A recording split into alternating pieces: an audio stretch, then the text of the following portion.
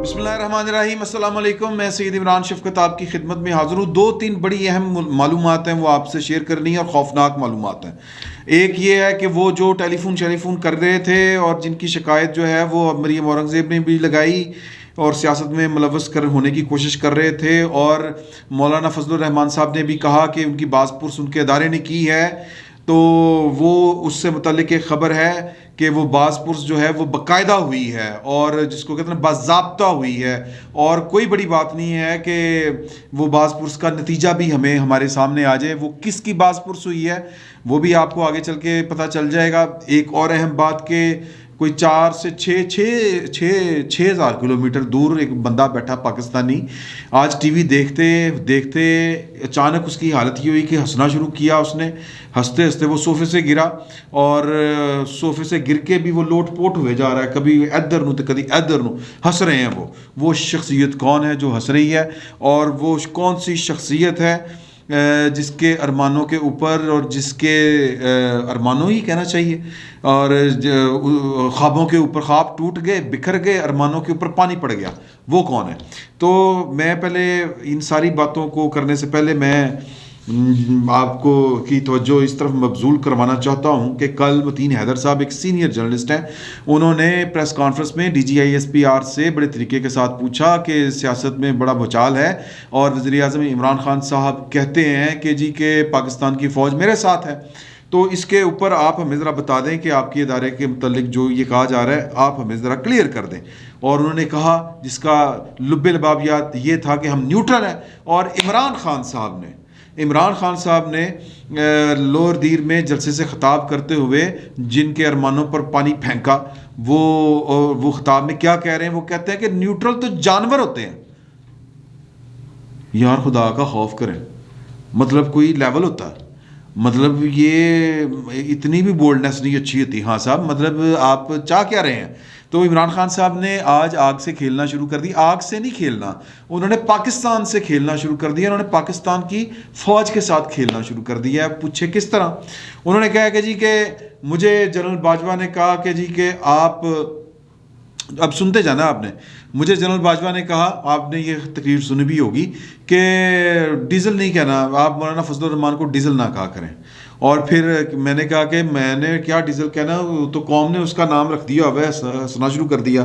फिर अपनी तकरीर में उन्होंने कोई 15-16 दफ़ा डीजल डीजल डीजल कह के टीज़ किया। किसको? ये आप खुद समझदार हैं। ये उन्होंने जनरल कमर जावेद बाजवा साहब को टीज़ किया। फिर उन्होंने कहते हैं कि वो कहते हैं कि आप भगोड़ा भी ना कहें।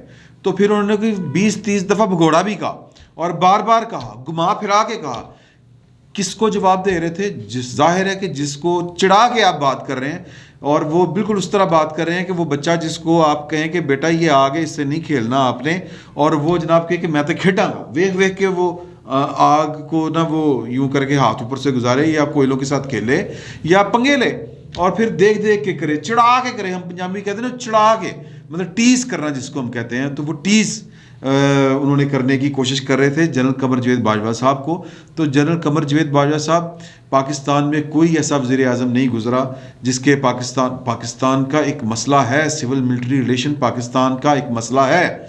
तो इसके बावजूद पाकिस्तान में आज तक कोई ऐसा वज़ीर-ए-आज़म नहीं गुजरा जिसने नाम लेके इस तरह टीज़ किया हो, और जो आपस की बातें हैं वो उन्होंने पब्लिकली जलसों चौराहों के ऊपर जो है वो उनको बेनकाब ना किया, किसी ने नहीं किया।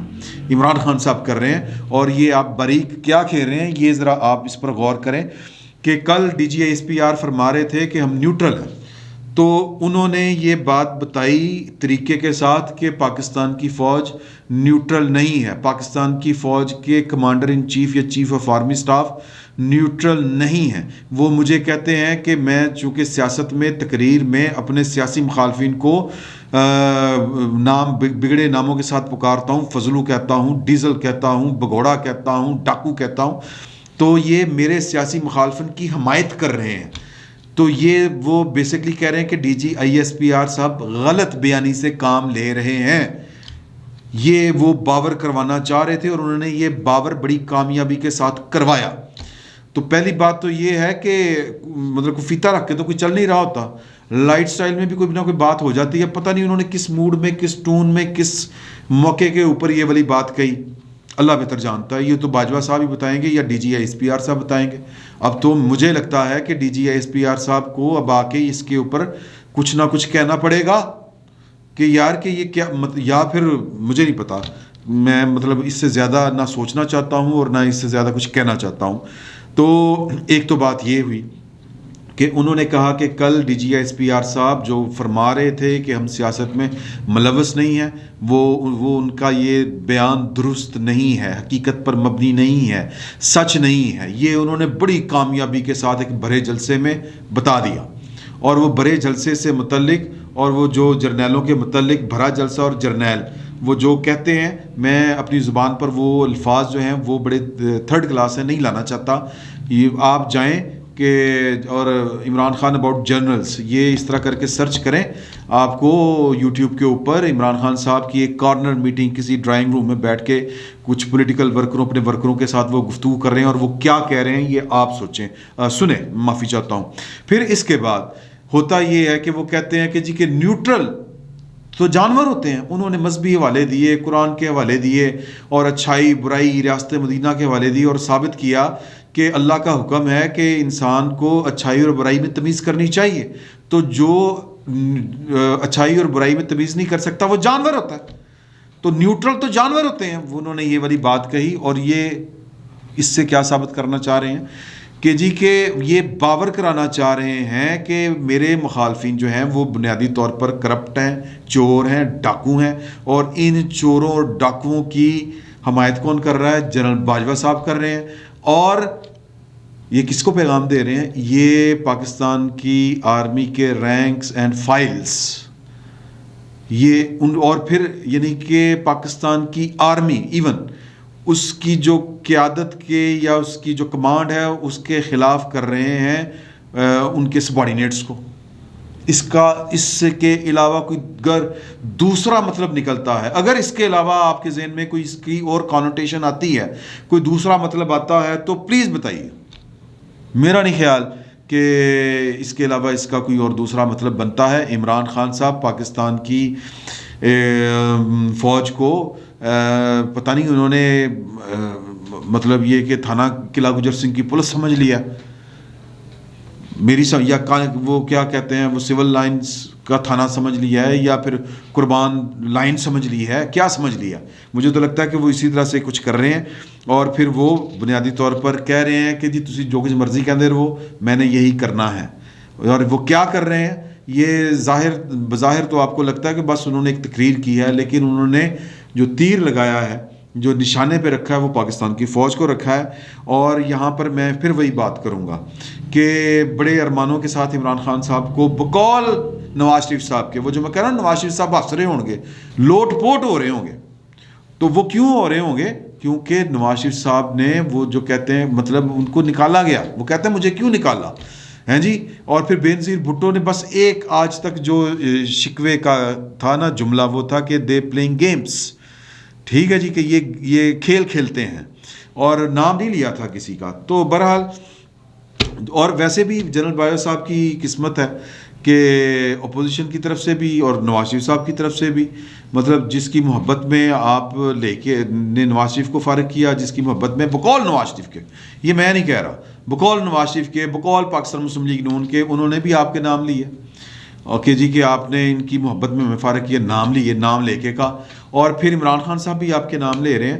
تو میرا خیال ہے کہ یہ چیف آف آرمی سٹاف شاید وہ پہلے ہیں جو حکومت میں بھی نہیں ہیں، ورنہ تو میں 4 جنہوں نے حکومت میں تھے، پرویز مشرف صاحب بلکہ 4-5 تھے، اور ضیاء الحق صاحب